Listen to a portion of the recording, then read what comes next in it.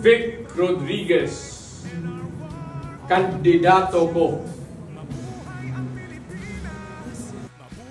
Sa atin pong mga kababayan dyan sa La Paz, Agusan del Sur, ako po ay maapila na ating tulungan, suportahan at tangkilikin ang susunod na mayor ng ating lugar, si Rowenaline Joy Castro. Tulungan po natin siya at maglagay tayo ng magsisilbing ilaw ng ating lugar na may pagkalinga, pagmaymamahal, malasakit at nakikinig sa mga hinaing, damdamin at panukala ng mga ordinaryong mamamayan. Ako naman si Attorney Vic Rodriguez, inyong senador, number 56 sa balota, Pilipino, abogado, maisog. Palagay ko naman hindi na kailangan ako sumama sa kampanya nila dahil alam na ng taong bayan at alam na ng buong bansa na kailangan nila baguhin ang muka ng ating gobyerno. At alam nila na kailangan nilang iboto 10 doon sa mga kandidato na yon.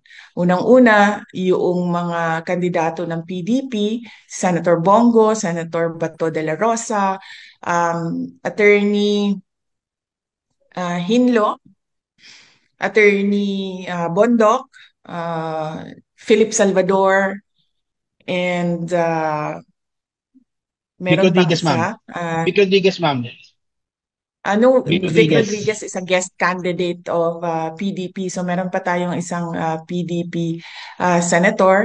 And meron tayong 4 na guest candidate. Si Attorney Vic Rodriguez, si Congressman Rodante Marcoleta, si Pastor Apollo Kibuloy, and si Dr. Richard Mata. So,